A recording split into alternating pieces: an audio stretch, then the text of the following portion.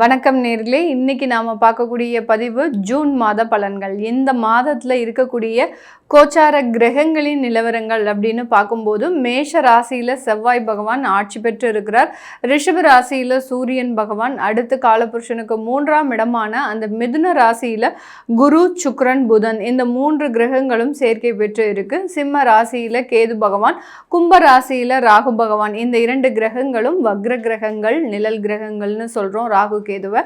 அடுத்து மீன ராசியில காலபுருஷனுக்கு கடைசி ராசியான அந்த மீன ராசியில சனி இயல்பு தன்மையோட இருக்கிறார். இதுதான் இந்த ஜூன் மாதத்தில் இருக்கக்கூடிய அந்த கிரகங்களின் கோச்சார நிலவரங்கள். இந்த மாதத்துல மாதம் ஆரம்பித்த உடனேயே, அதாவது 2ஆம் தேதி ஜூன் மாதம் பார்த்தீங்கன்னா குரு பகவான் மிதுன ராசியிலிருந்து உச்ச வீடான அந்த கடக ராசிக்கு பெயர்ச்சியாகி செல்கிறார். அந்த 2ஆம் தேதி பெயர்ச்சி ஆனதுக்கு அப்புறம் பார்த்தீங்கன்னா 9ஆம் தேதி சுக்கிரனும் அந்த மிதுன ராசியிலிருந்து கடக ராசிக்கு பெயர்ச்சி ஆகிறார். ஆக மொத்தம் இந்த மாதத்துல குருவும் சுக்கிரனும் சேர்ந்து செயல்படக்கூடிய ஒரு கிரக சேர்க்கை அப்படின்றது கண்டிப்பாக இருக்கு. குரு உச்சம் பெற்று பலம் பெற்று அந்த சுக்கிரனோட சேரக்கூடிய ஒரு ஸ்தானம் தான் அந்த கடக ராசியில இருக்க போது. அடுத்து பார்த்தீங்கன்னா 16ஆம் தேதி அந்த சூரியனாகப்பட்டவர் ரிஷப ராசியிலிருந்து அந்த மிதுன ராசிக்கு பெயர்ச்சி ஆகிறார். 21ஆம் தேதி ஜூன் மாதம் செவ்வாய் தன்னுடைய ஆட்சி வீடான அந்த மேஷ ராசியிலிருந்து ரிஷப ராசிக்கு பெயர்ச்சி ஆகிறார். புதன் பகவான் 23ஆம் தேதி ஜூன் மாதம் அந்த மிதுன ராசியில ஆட்சி பெற்று இருக்கிறார். அதிலிருந்து கடக ராசிக்கு பெயர்ச்சியாகி வருகிறார். இதுதான் இந்த மாதத்துல அந்த மாத கிரகங்களாகப்பட்ட அந்த கிரகங்களின் பெயர்ச்சிகள். இப்போ இந்த ஜூன் மாதத்துல நம்ம அடுத்து பார்க்கக்கூடிய அந்த ராசி அன்பர்கள் அப்படின்னு பார்க்கும்போது துலாம் ராசி அன்பர்கள். இந்த துலாம் ராசி அன்பர்களுக்கு இந்த கிரகங்களின் சேர்க்கையினாலையும் இந்த கிரகங்களின் கோச்சார தன்மையினாலையும் இந்த ஜூன் மாதம் எந்த மாதிரியான ஒரு அமைப்பை கொடுக்க போகுது அப்படின்றத இந்த பதிவுல நம்ம தெளிவா பார்க்கலாம். இந்த சேனலை முதன்முறையா பார்க்குறீங்க அப்படின்னா சப்ஸ்கிரைப் பண்ணிக்கோங்க, பெல் பட்டன்ல ஆல் ஆப்ஷன் சூஸ் பண்ணிக்கோங்க. இன்னைக்கு இந்த துலாம் ராசி என்பர்கள் காலபுருஷனுக்கு 7ஆம் இடத்துல இருக்கக்கூடிய ராசி என்பர்கள் எல்லாத்துலேயுமே ஒரு கிரகிக்கக்கூடிய ஒரு தன்மை இருக்கும். மற்றவர்களை கவரக்கூடிய ஒரு அமைப்பு அப்படின்றது இந்த துலாம் ராசி என்பர்களுக்கு அதிகப்படியாக இருக்கும். வாழ்க்கையினுடைய பொருளாதாரத்திற்காக ஒரு போராட்டத்தை அனுபவிப்பவர்கள் இந்த துலாம் ராசி என்பர்கள். பொருளாதார வளர்ச்சிக்காக நிறைய இடங்களை மாற்றம் செஞ்சிருப்பாங்க. அதே மாதிரி அதிகப்படியான வாடகை வீட்டிலும் வசிப்பவர்கள் நம்ம இந்த துலாம் ராசி என்பர்கள். இவர்களுக்கு சொந்த வீடு அப்படின்ற மாதிரியான ஒரு பாக்கியம் அப்படின்றது ஒரு 10% இருந்து ஒரு 15% தான் இங்க இருக்கும். ஒரு 100 துலாம் ராசி என்பர்கள் இருக்கிறாங்க அப்படின்னா அவர்கள் அந்த 15% பேர் பார்த்தீங்கன்னா அந்த சொந்த வீட்டில் இருப்பாங்க. மீதி சதவீதம் பேர் அப்படின்றவங்க அந்த வாடகை வீட்டில் வசிப்பவர்களாக தான் இருப்பாங்க. ஏன்னா காலபுருஷனுக்கு அந்த 7ஆம் ஸ்தானத்துல இருக்கக்கூடியவர்கள் அடிக்கடி தன்னுடைய இடமாற்றங்களை மாற்றிக்கொண்டே இருக்கக்கூடிய ஒரு நபர்கள் இந்த துலாம் ராசி என்பர்கள். இவர்களினுடைய ராசி அதிபதி சுக்கிரன். இந்த சுக்கிரன் ஆகப்பட்டவர் இந்த மாதத்தின் முதல்ல பார்த்தீங்கன்னா ராசிக்கு 9ஆம் இடத்துல இருந்து 10ஆம் இடத்திற்கு மாற்றம் பெறுகிறார். அதாவது 9ஆம் தேதியே அவர் 10ஆம் இடத்திற்கு மாற்றம் பெறதுனால இந்த காலகட்டம் வேலை ரீதியான அலைச்சல்கள் தீரக்கூடிய ஒரு நேரமாக இருக்க போது.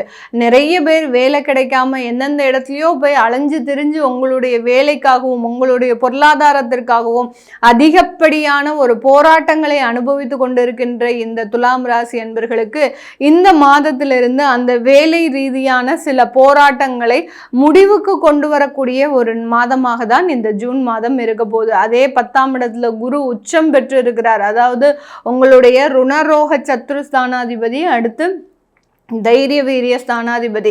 இவர் இந்த இடத்திற்கு சொந்தக்காரர். அந்த 10ஆம் இடத்துல உச்சம் பெற்று இருக்கும்போது இந்த காலகட்டம் அந்த தொழில் ரீதியான சில வளர்ச்சிகள், தொழில் ரீதியான கடன்களை முழுமையாக அடைக்கிறதுக்குண்டான சில முயற்சிகள்ல இந்த ஜூன் மாதம் இந்த துலாம் ராசி அன்பர்கள் இருக்க போறாங்க.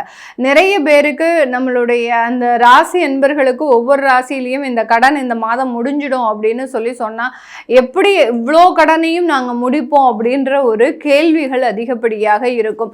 ஒரு கடனை நீங்க முடிக்கிறதுக்கு சில முயற்சிகள் எடுத்தாலே அந்த கடனுடைய அளவு அப்படின்றது குறையறதுக்குண்டான ஒரு முழு அமைப்பு அப்படின்றது இந்த கோச்சார கிரகங்கள் முழுமையாக கொடுக்க போகுது. எங்க நமக்கு தேடினாலும் ஒரு பொருளாதார வளர்ச்சி இல்லை, ஒரு பொருளாதார மாற்றம் இல்லை, இதனால கடனை அடைக்கிறதுக்கு கூட எங்களால வழி இல்லாமல் இருக்கிறோம், மேலும் மேலும் கடன்கள் தான் வாங்கி கொண்டே இருக்கின்றோம் அப்படின்னு சொல்லக்கூடிய இந்த துலாம் ராசி என்பவர்களுக்கு இந்த காலகட்டம் அதற்குண்டான நிவர்த்திகளை நோக்கி பயணம் செய்யக்கூடிய ஒரு நேரமாக தான் இருக்க போகுது.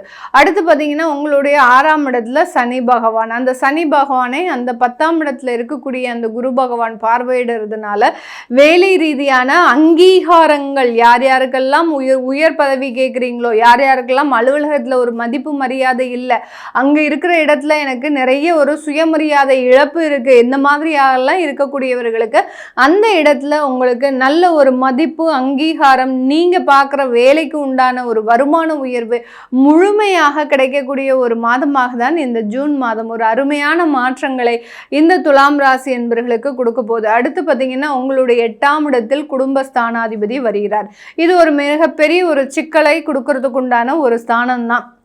குடும்பஸ்தானாதிபதி அப்படின்னு சொல்லக்கூடிய அந்த செவ்வாய் பகவான் 21ஆம் தேதி தான் வர்றாரு. அதனால அவர் வந்து ஒரு 45 நாளைக்கு இருக்க போறாரு. அதனால அந்த குடும்பத்துல சின்ன சின்ன சலசலப்புகள் அப்படின்றது கண்டிப்பாக வரும்.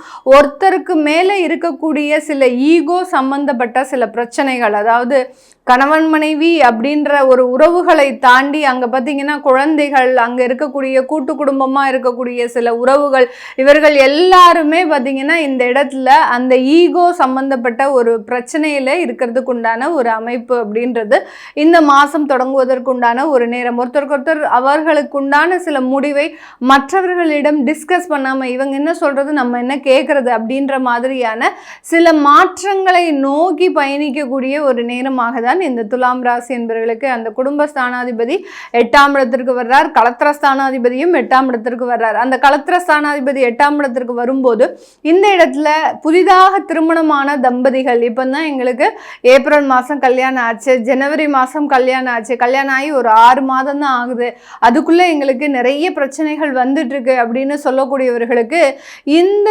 மாதமும் இந்த ஜூன் மாதத்திலிருந்து 21ஆம் தேதியிலிருந்து உங்களுக்கு சில கசப்பான அனுபவங்கள் அப்படின்றது கண்டிப்பாக வந்தே தீரும். 7ஆம் வீட்டு அதிபதி 8ஆம் இடத்துல இருக்கும்போது இந்த இடத்துல கணவன் மனைவிக்குள்ள தேவையில்லாத சண்டை சச்சரவுகள், அடுத்து ஒரு அதிருப்தியின்மை, இவங்க ஒன்று எதிர்பார்ப்பாங்க ஆனால் அதை நிறைவேற்ற முடியாத ஒரு சூழல்ல அவங்களுடைய பார்ட்னர் இருப்பாங்க. இந்த மாதிரியாக அந்த கணவன் மனைவி சில பிரச்சனைகள் அதிகப்படியாக மாறுவதற்கு உண்டான ஒரு நேரமாக இருக்கும். 15 வருஷமா குடும்ப வாழ்க்கை நடத்தினவங்க கூட இந்த காலகட்டத்தில் விவாகரத்து சம்பந்தப்பட்ட சில முயற்சிகளில் ஈடுபடக்கூடிய ஒரு தருணம். இது பெர்மனண்டாவே நாங்கள் பிரிஞ்சிருவோமா, எங்களுக்கு சேர்றதுக்கு வழியே இல்லையா அப்படின்னா இது தற்காலிக கோச்சார நிலவரங்கள் மட்டும்தானே ஒழிய இதனால யாருமே பிரிய மாட்டாங்க. கோச்சார கிரகங்கள் இந்த மாதிரியான ஒரு அமைப்புகளில் இருக்கும்போது சில பிரச்சனைகள் ஒரு தற்காலிகமாக வரும். அதுவே உங்களுக்கு 2 வருடமாக 3 வருடமாக இருக்கு அப்படின்ற பட்சத்தில் அது உங்களுடைய தசாபுத்தியை பாதிச்சிருக்கு அப்படின்ற மாதிரியான சில அமைப்புகள் உங்களுடைய ஜாதக ரீதியாக இருக்கும். அப்படி இருக்கக்கூடியவர்கள் நீங்கள் தாராளமாக உங்களுடைய ஜாதகத்தை பார்த்துக்கிறது நல்லது. இந்த 7ஆம் வீட்டு அதிபதி 8ஆம் இடத்துல இருக்கும்போது பார்ட்னர்ஷிப் தொழில் செய்யக்கூடியவர்கள், இப்போ கணவனும் மனைவியும் சேர்ந்து பார்ட்னர்ஷிப் தொழில் செய்யலாம், அடுத்து உறவினர்களோடு சேர்ந்து செய்யலாம், அண்ணன் தம்பி உறவுகள் சேர்ந்து ஒரு தொழில் நடத்தலாம், அடுத்து பார்த்தீங்கன்னா நண்பர்களோடு சேர்ந்து ஒரு தொழில் நடத்தலாம். இவர்களுக்கு எல்லாமே இந்த மாதம் பார்த்தீங்கன்னா சின்னதாக வருமான தடைகள் ஏற்படுவதற்குண்டான ஒரு நேரம். ஏன்னா அங்கே தனஸ்தானாதிபதியும் 8ஆம் இடத்துல இருக்கிறதுனால பார்ட்னர்ஷிப் தொழிலில் பார்த்தீங்கன்னா பெரிய அளவுக்கு வளர்ச்சிகள் அப்படின்றது இல்லை. ஆனாலும் குரு பகவான் 10ஆம் இடத்துல உச்சம் பெறதுனால சில இடத்துல உங்களுடைய முயற்சிகளில் சக்ஸஸ் கிடைக்கும். ஆனால் அதுக்குண்டான ஒரு வரவேற்பு, ஒரு ஆர்டர்ஸே வருது, ஒரு ப்ராஜெக்ட்ஸே வருது அப்படின்னா அது 2 மாதம் கழித்து தான் உங்களுக்கு கன்ஃபார்ம் ஆகக்கூடிய ஒரு சூழ்நிலை இந்த துலாம் ராசி என்பவர்களுக்கு இருக்க போகுது. இப்போ நம்ம சொன்ன விஷயங்கள் எல்லாமே பார்த்தீங்கன்னா கோச்சார நிலவரப்படி பலன்களை கணிச்சு சொல்லியிருக்கிறோம். நிறைய பேருக்கு பார்த்தீங்கன்னா இந்த காலகட்டத்தில் மருத்துவத்துறை சம்பந்தப்பட்ட படிப்புல சில இழுபறிகள் இருந்துகிட்டே இருக்கும். ஏன்னா அந்த செவ்வாய் 8ஆம் இடத்துக்கு வர்றதுனால அந்த மருத்துவத்துறை சம்பந்தப்பட்ட படிப்புகளை இழுபறிகள் இருக்கும். அந்த இடத்துல உங்களுடைய ஜாதக ரீதியாக நீங்க மருத்துவம் படிப்பு படிக்கிறதுக்கு, அதாவது அந்த மெடிக்கல் சார்ந்த துறையை தேர்ந்தெடுக்கிறதுக்கு சில மனக்குழப்பங்களும் வர்றதுக்கு உண்டான ஒரு அமைப்பு இருக்கு. அதனால உங்களுடைய ஜாதகத்துல நீங்க என்ன படிப்பு தேர்ந்தெடுக்கலாம், எந்த மாதிரியான ஒரு வேலைக்கு போகலாம், இந்த மாதிரியான சில கேள்விகளுக்கு நல்ல ஒரு தீர்வு அப்படின்றது உங்களுடைய சுய ஜாதகம் கொடுக்கும். அதை பார்க்கணும் விருப்பப்படுறவங்க கீழே இருக்கிற நம்பருக்கு வாட்ஸ்அப்பில் அப்பாயின்மெண்ட் வாங்கிக்கிட்டு நீங்கள் கன்சல்ட் பண்ணிக்கலாம். உங்களுடைய குழந்தைகளுக்கு ஜாதகம் எழுதணும், நியூமராலஜி படி பெயர் வைக்கணும்னு நினைக்கிறவங்களும் கீழே இருக்கிற நம்பருக்கு வாட்ஸ்அப்பில் மெசேஜ் அனுப்புங்க. அதற்குண்டான விவரங்கள் தெரிய வரும். உங்களிடமிருந்து விடைபெறுவது உங்கள் ஆஸ்ட்ரோ பூர்ணா. நன்றி, வணக்கம்.